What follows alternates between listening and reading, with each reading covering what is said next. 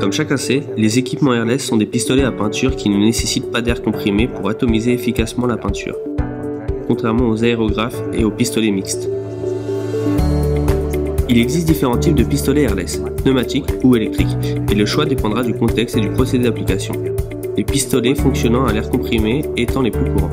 Ce type d'équipement se distingue des autres systèmes par sa mise en peinture très rapide, ce qui la rend idéale pour peindre des grandes surfaces telles que façades, grandes structures, silos, etc.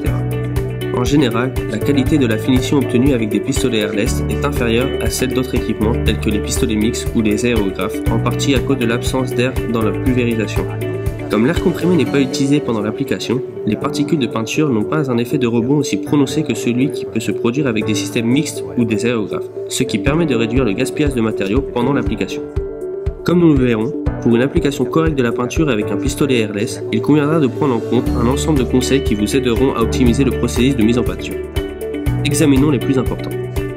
Comme pour tout autre équipement d'application de peinture, il est nécessaire d'utiliser des EPI réglementaires tels que masques, gants, combinaisons ou lunettes de protection en respectant toujours les indications de la fiche de données de sécurité du produit à employer. En outre, étant donné que le travail est exécuté avec des pressions élevées, il faut faire preuve d'une extrême prudence à tout moment en vérifiant que tous les éléments du pistolet sont correctement réglés. Pour une sécurité accrue, nous recommandons également d'activer la sécurité du pistolet lorsque le processus d'application est achevé et de ne retirer en aucun cas le protecteur de la buse.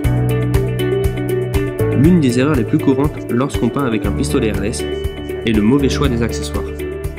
Par exemple, chaque application, telle qu'un apprêt ou une couche de finition, nécessite le choix conjoint de certains composants comme la buse et les filtres de l'application.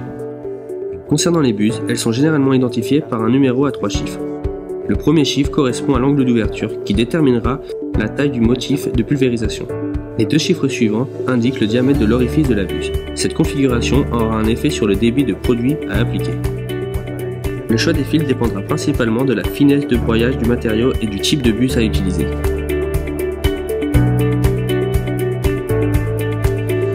Éviter la surpulvérisation permet de réduire la consommation de produits atomisés. À titre d'astuce, il est recommandé de travailler à la plus basse pression possible tant que le jet de pulvérisation est adéquat. Avant de commencer l'application, il est conseillé d'effectuer un essai de pulvérisation afin de vérifier l'atomisation correcte de la buse. Il sera ainsi possible de vérifier le réglage de la pression, en gardant à l'esprit que plus la pression de la pulvérisation est élevée, plus l'apport du produit est important. Comme cela est courant dans ces cas, il est recommandé de suivre les instructions de la fiche technique du produit. En ce qui concerne la buse, il faut s'assurer qu'elle est en bon état et permet un passage correct de la peinture. Lors de l'utilisation d'un appareil airless, il est essentiel que la vitesse de mise en peinture soit constante afin de favoriser l'homogénéité de l'application. De plus, il est recommandé d'appuyer sur la gâchette du pistolet une fois que vous avez commencé à bouger votre bras pour appliquer la peinture, et de procéder à l'inverse lorsque vous avez terminé l'application.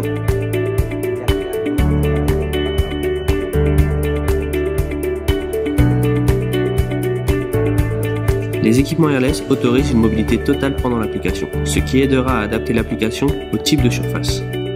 Afin d'éviter des défauts d'application et d'obtenir des épaisseurs plus homogènes, il est conseillé de chevaucher les jets de peinture par couche croisée pour une intégration et un recouvrement parfait de la peinture. En règle générale, et bien que cela puisse dépendre du type de produit, il est recommandé de garder une distance de 25 à 30 cm entre le pistolet et la pièce ou la surface à peindre, en maintenant toujours un angle perpendiculaire de 90 degrés. Si la distance est inférieure, trop de produit sera projeté, ce qui peut entraîner des défauts de peinture tels que coulure ou peau d'orange. En revanche, plus la distance est grande et plus le risque de brouillard et de pulvérisation est élevé. Voici quelques-uns des conseils que nous considérons comme les plus importants lorsqu'il s'agit d'optimiser l'application de la peinture avec un pistolet airless dans le secteur industriel.